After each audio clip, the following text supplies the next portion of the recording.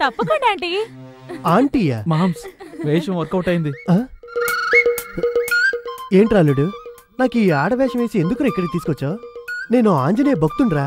Moms, నా love ఇక్కడ swimming training వచ్చింది. నేను ఇక్కడికి వచ్చి చేయాల్సిన పనులు చాలా ఉన్నాయి. అది నువ్వు చూసుకోవచ్చు కదరా, నన్నెందుకు ఇక్కడికి తీసుకొచ్చావు? నిన్నేమైనా రెడ్ లైట్ ఏరియాకి తీసుకొచ్చాను? తీసుకెళ్తావు. పొండి పొండి. హాయ్. హాయ్. నీ పేరేంటి? కృష్ణస్వామి. నిన్ను షార్ట్ గా కిట్టు కిట్టు అని పిలవనా? ఎలాగైనా వీలు. కిట్టు కిట్టు. చూడ కిట్టయ్యా. ఒంగోలు గెత్త.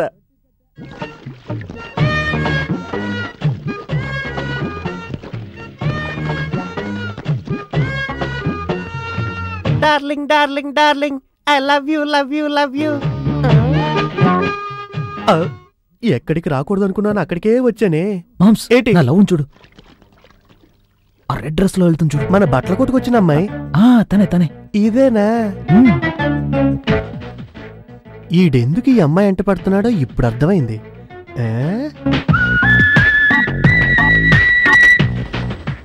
అల్లుడు, అల్లుడు, అల్లుడు ఎక్కడికి వెళ్ళాడు?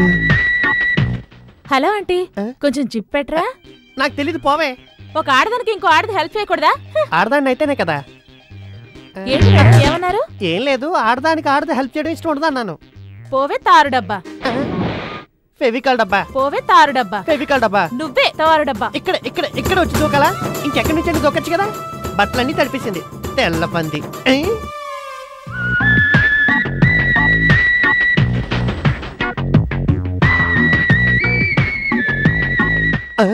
వెళ్ళి చూసొస్తానని చెప్పి ఏకంగా బాతులోని దూరేశాడే. అయ్యయ్యో, ఇప్పుడు ఏం చేస్తాడో ఏంటో.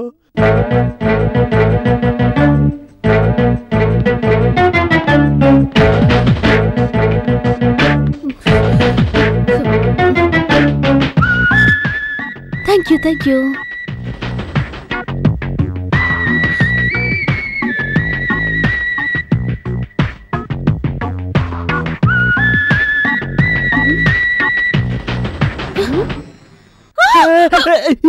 అరవకు. ఈ డ్రెస్ లో నేను చూడలేను అన్నావుగా, చూసేశానుగా.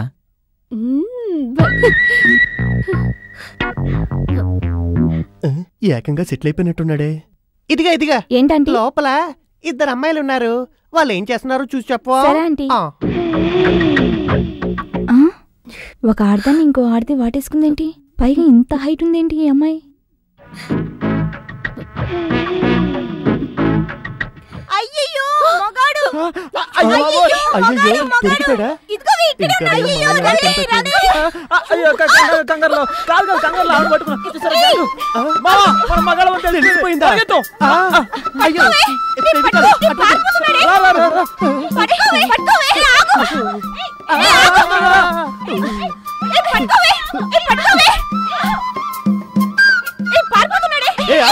నన్ను వదిలేసి పారిపోతావా?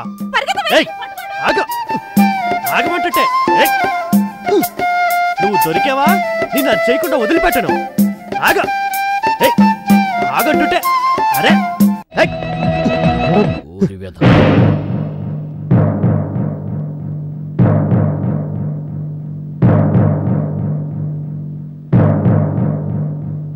లక్ష్మి, నీ తమ్ముడికి ఎంత ధైర్యం ఉంటే పట్టపగలో నడి రోడ్లో ఒక అమ్మాయిని రేప్ చేయడానికి తరుగుతాడు.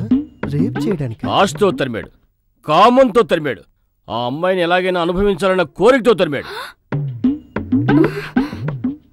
ఆంజనేయ భక్తునక్క, తప్పు చేస్తానా? ఆ అమ్మాయిని చూస్తే జాలేసింది.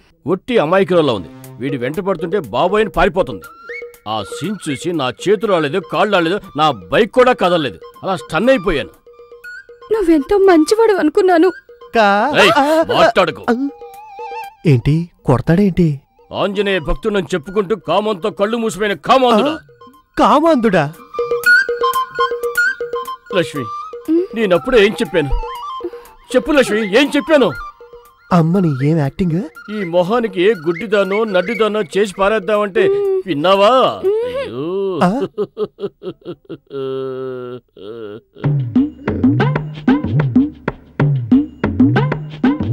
ఇట్రా కన్నా. బావగారు పిలుస్తున్నారు వెళ్ళరా. రాకన్నా రా. నాకు ఓ కొడుకున్నాడు. బంగారం బంగారం రా. ఇంతవరకు ఏ అమ్మాయి వైపైనా కన్నెత్తి చూశాడా? పోనీ అలా చూశాడని ఎవరైనా చెప్పారా? ఇప్పుడు నేను చెప్తాను కదా. ఆ బావ- ఎవరైనా అలా చెప్తే నేను నమ్ముతానా? చెప్పిన వాడి ప్రాణాలతో వదులుతానా? తిరుగుబోతా. చాలా ఆపండి. ఊరికే మీ ఇష్టం వచ్చినట్టుగా తిడుతున్నారు. మా తమ్ముడు అలాంటి వాడు కాదు. మేము వాడిని అలా పెంచలేదు. వాడి గురించి నాకు బాగా తెలుసు. అక్క ఏడవకురా తమ్ముడు. ఆయన కొడుకు ఆయనకి బంగారం అయితే నువ్వు నాకు వజ్రం రా. ధైర్యంగా ఉండు. ఓసిన పిచ్చి పెళ్ళాం, నా 2 కళ్ళతో నేను చూశానే మన శక్తి హైట్ లో ఉన్న ఓ అమ్మాయిని తరవటం. తరివిందే వాడి కదయ్యా, వాడే. నా హైటా నాన్న? అవునరా. అయ్యయ్యా గలీజ్ మావయ్య. ఇక మీద తనతో చేరను నన్ను కూడా చెడగొడతాడు. ప్లేట్ పిరాయిస్తావరా? ఆ తర్వాత తరుముతున్నప్పుడు ఏదో మాట అన్నాడే, ఏమన్నాడు? ఏ తప్పు చేయకుండానే అబండాలు వేసేస్తున్నాడే. ఆ కనిపెట్టేశా, దొరికింది. ఏయ్ నిన్ను అది చేయకుండా వదిలిపెట్టనే అని చెప్పాడు. అది అంటే ఏంటండి? అది అంటే యాక్చువల్గా ఏంటంటే దాని గురించి నలుగురిలో వివరంగా నేను చెప్పలేను, కానీ నాకు ఇప్పుడు నిజం తెలియాలి. ఏంటి? ఆ అమ్మాయిని తరవటం వరకేనా లేక అది ఇది ఏదైనా? చెప్పరా చెప్పరా చెప్పరా.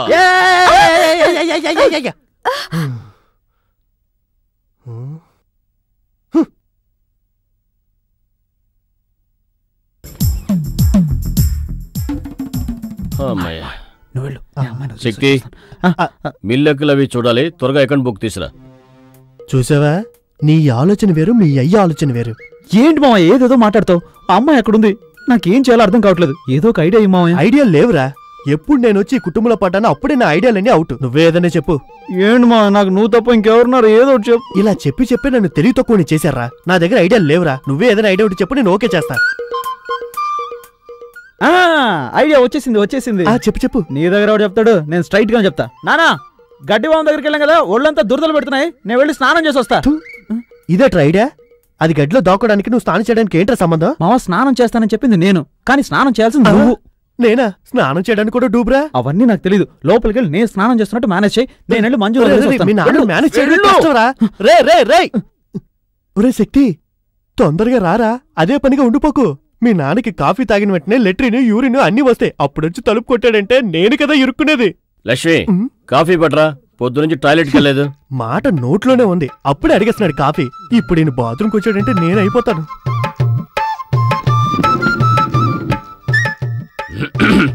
అమ్మయ్యా.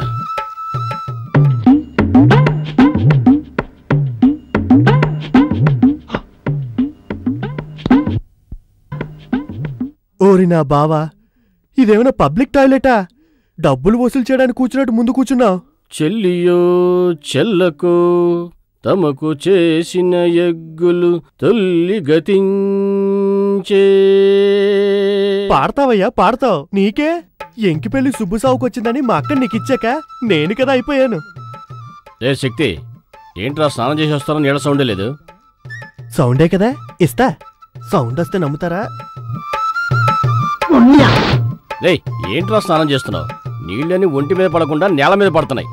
నోరు మూసుకొని కూర్చోవయ్యా, ఊరికే నచ్చపెట్టుకుంటారు. రే శక్తి, నీతో మ్యాటర్ మాట్లాడాలనుకుంటున్నా, రోజు మర్చిపోతున్నా. ఏదో పరమరహస్యం అనుకుంటా. మా అక్కకు తెలియకుండా కూడా చాలా జరుగుతున్నాయి. ఆ వేస్ట్ ఫెలో ఉన్నాడే, వాడేరా మీ మామయ్య, ఆ వాగుడికాయ్.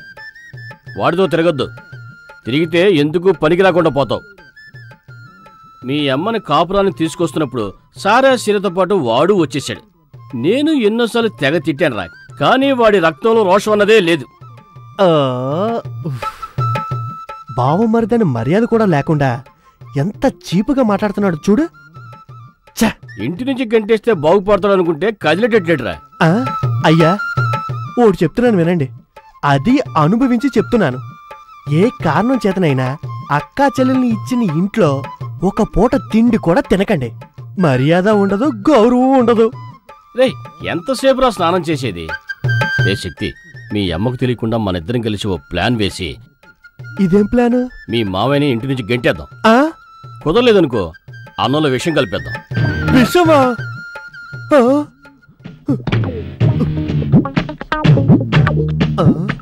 అరే మహా పాపాత్ములారా, ఎంత పెద్ద ప్లాను. ఇది తెలియకుండా ఇన్నాళ్ళు ఇంట్లో పడున్నానే. ఇక మీదటి మీసాలతో చాలా జాగ్రత్తగా ఉండాలి మనం.